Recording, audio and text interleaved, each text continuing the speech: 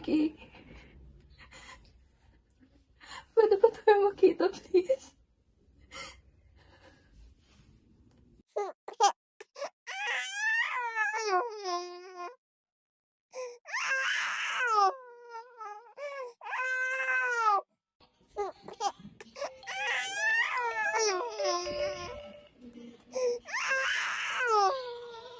Ana? Wait, naiyak ka ba? Anak, ano naman? Lagi, hindi ako din nagsasaing. Ito na, teka lang. Naiyak kasi yung anak natin eh. Sige na, Ana, mamaya na lang. Tatawag na lang ulit ako sa'yo.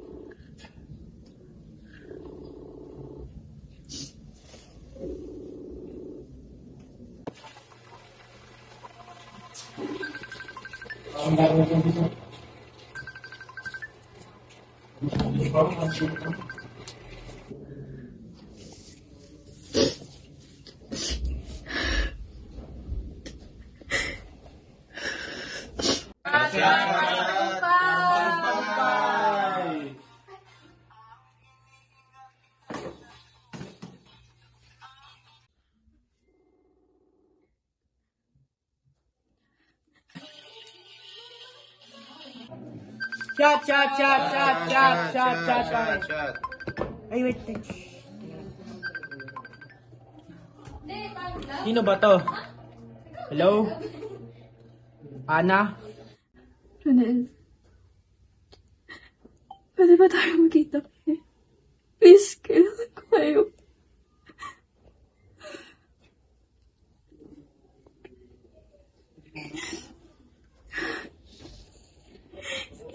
Ayaw. Prank ba to? May tama na, Ogar. Sa susunod na lang. Shot, pare! Shot!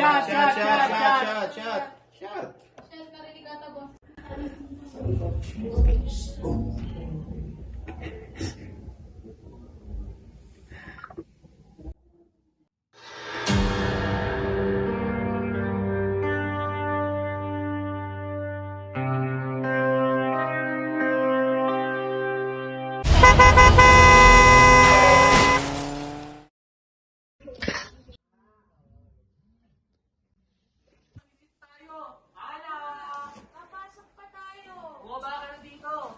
Nung oras na, ulit na tayo. Hoy, gano'n, bumaba ka na dito. Uy, ano na, malilito tayo. Bumaba ka na nga dito. Pasok pa tayo. Anong oras na? Nung oras na, baba na dyan, oh. Hindi ka na.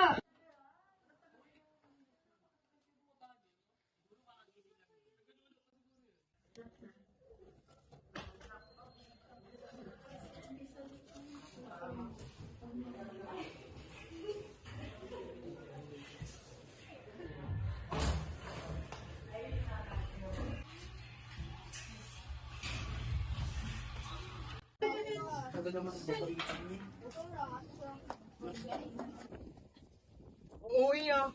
Anyari sa'yo, Neng? Walang kaata sa tulog eh. Baka ka-cellphone mo yan, no? Di, anong oras na papasok pa tayo, oh? Ito ba to? Tumayo. Panaginip lang to. Ay. O ano, panaginip pa din ba? Hi! Ilang kayo sa quiz kanina? For over 10 lang kasi ako eh. Singar, for over 10 lang din ako eh. Natural, sa'yo ako nangopya eh. Sino ba may sabing mangopya ka sa akin? Ikaw ba, Laika? Huwag nyo nang tanungin yan, lagi naman perfect yan. Sorry ako lang to eh. No. No. Saan ka na ba, no? Si Raul. Hindi, joke lang. Bakit ba kasi ang tahimik mo? Hindi ko alam kung paano sasabihin. So, ano ngang sasabihin mo?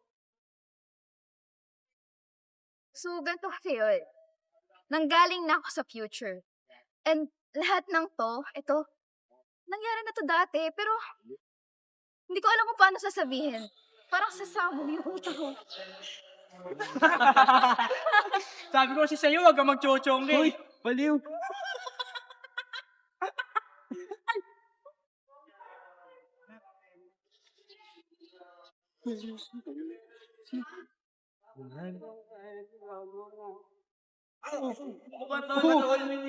Oh, dito, may dadaanan! Oh! Huwag naman kayong ganyan, pre. Wala!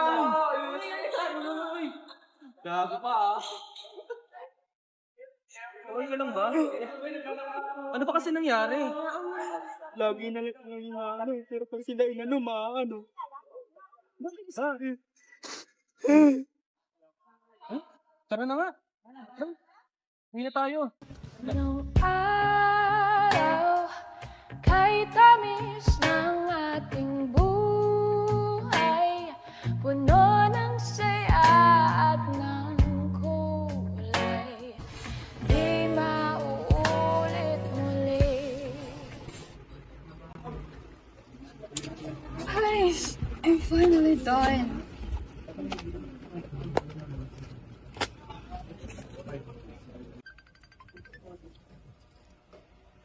Hello, love. Hello, love. Tapos ka na ba sa studies mo? Yes, love. Ikaw ba? Graduate na ba? Opo, ikaw, love. Nagkaon ka na ba, love? Pwede ka talaga. Hindi, joke lang. Magpapaalam sana ako, love, eh. Huh? About what? Birthday kasi ng pinsan ko, nag-aaya sila mag-inuman doon sa kanila. Pero kung ayaw mo, okay lang naman. I understand naman po.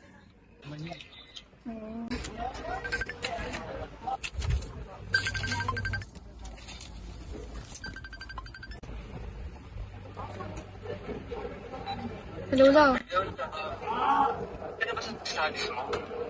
No. Can we just talk later na lang? Kumain ka, ha? Yeah, sure. Ipapaalam sana ako, eh. About what? Birthday kasi ng pinsan ko. Nagkakaya ng inom. Pero if ayaw mo, it's okay. I understand naman po. Sure. Love, later na lang. I really have to finish this na eh. Okay, bye. Bye.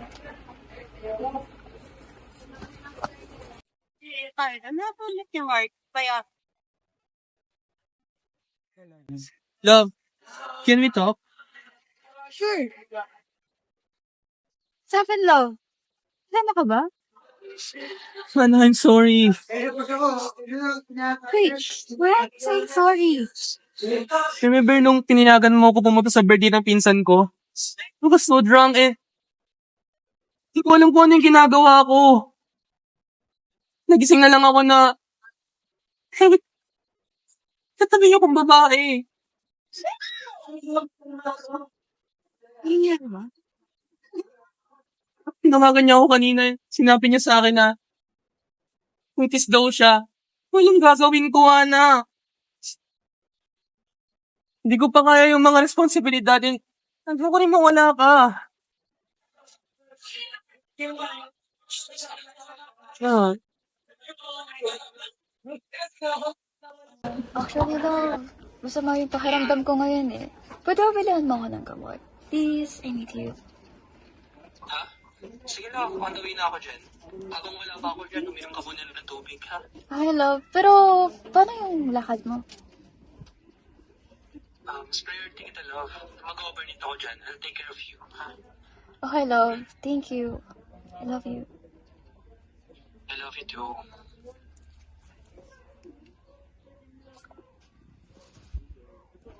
May magay ka pa ano ba? ay! Ay, sorry po kuya, hindi ko pa sinasadya. Okay lang. Pauwi na rin naman kami. Lalaban na lang po namin. Hindi, okay lang, miss. Ingat ka na lang susunod. Sorry po talaga. Sorry po. Ano, love? Hatid muna kita bago ako umuwi.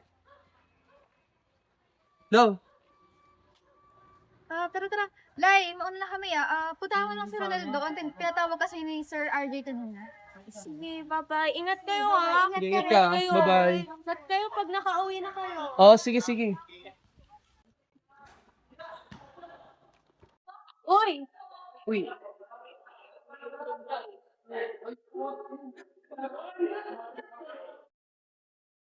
May kailangan ka ba?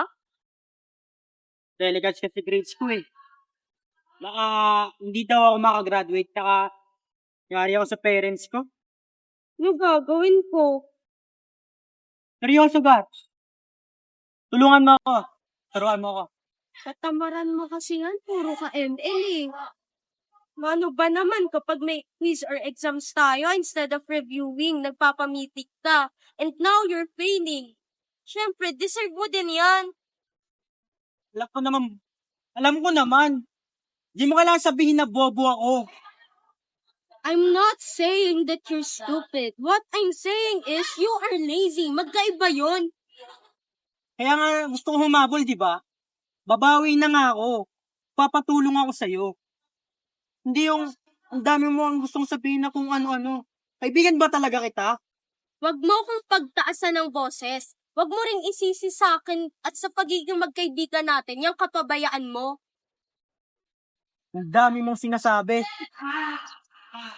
Ang kapal ng mukha mo, huwag kang babalik dito ha. Talaga? Then after that, bigla na lang lumayo sa amin si Ronel. Sumama siya sa ibang circle of friend na naging bad influence sa kanya at naging reason para lalo siyang hindi makagraduate. Nag-guilty si Laika and told us what happened. Sinubukan namin siyang kausapin at ang sabi niya lang ay hindi na maayos ang friendship namin at masaya na siya sa mga nahanap niyang bagong kaibigan. Mas naintindihan daw siya ng mga ito. Ayaw niyo umalis, ako aalis. Hoy! Tol! Alam mo na natin. Alam mo muna natin. Hoy!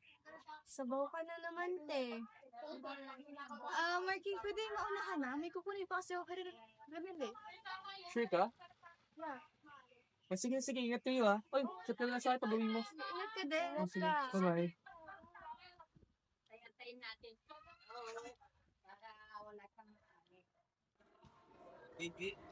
Uy, Uy!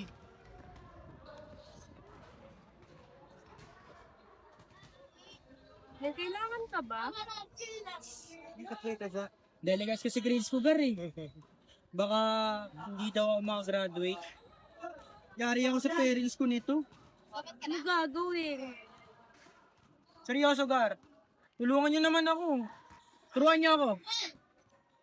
Kaka-ML mo yan? Katamaran ko. group study. Mag-group study tayo. Right, Lai? Please, leave it. Sige, tuturuan kita, pero in one condition. Sige, ano yun? Yan, install mo yung ML. Yun lang ba? Consider it done, idol. May condition din ako. Sige, ano yun? Mag-promise ka na hindi ka sasama sa group of friends na alam mo makakasira ng future mo. Mag-promise. Oo na, nanay.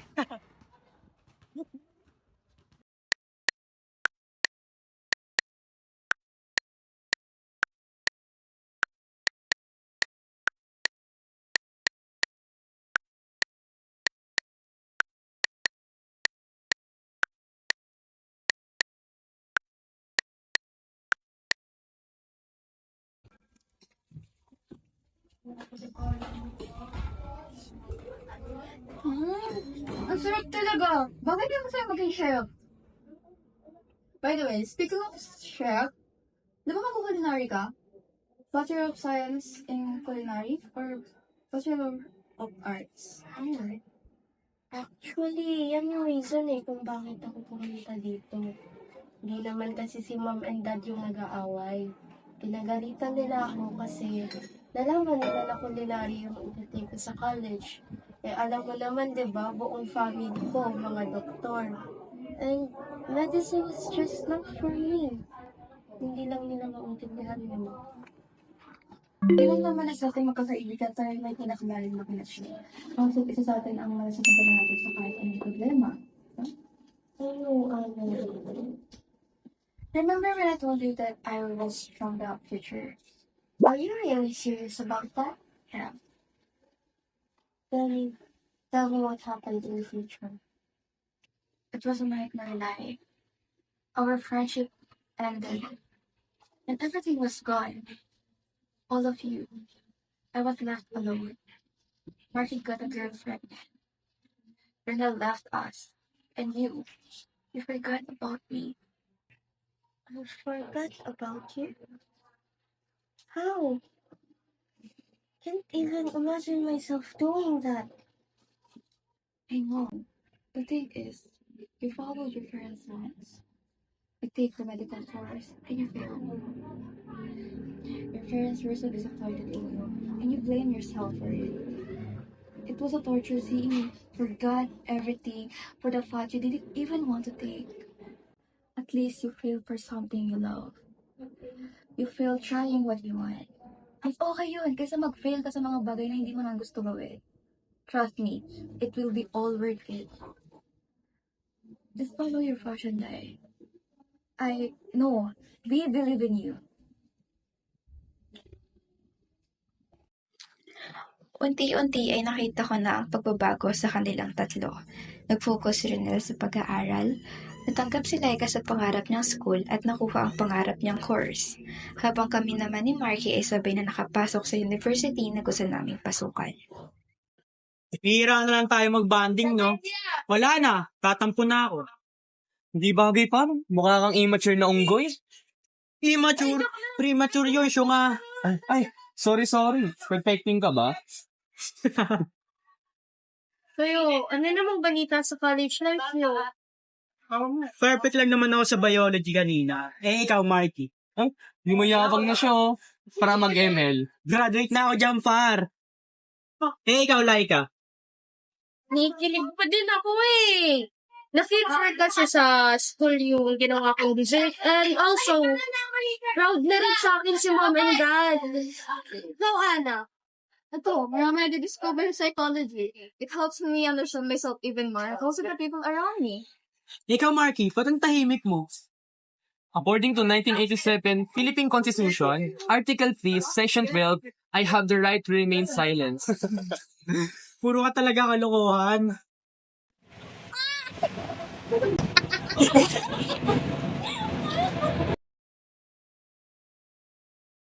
Hey guys, so it's time to go home na. See you na lang next time, ha? Sige, ingat din kayo. Makipagkita ba ako sa mga groupmate ko sa thesis? Si Marky, mauna din siya kasi may quiz tomorrow. Sige, ingat kayo. Bye! Okay, bye. Sige, ingat kayo, ha? Bye-bye!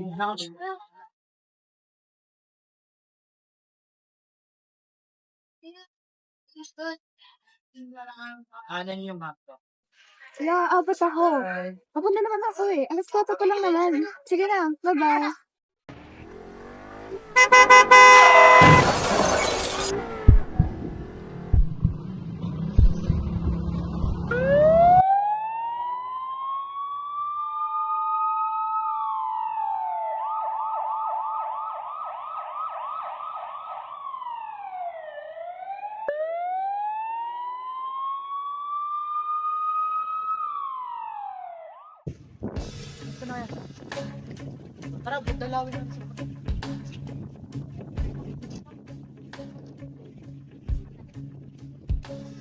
Nung araw, kay tamis ng ating buhay, puno ng saya at ng kulay, di mauulit muli.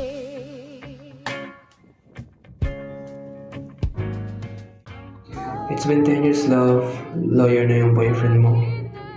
And I'm still in love with you. Hindi na magbabago yun. Unti-unti ko na natutupad ang mga pangarap natin. But sadly, may isang hindi ko matutupad. At yun ay ang pakasalan ka. I hope you know na sobrang thankful ako na nakilala ka.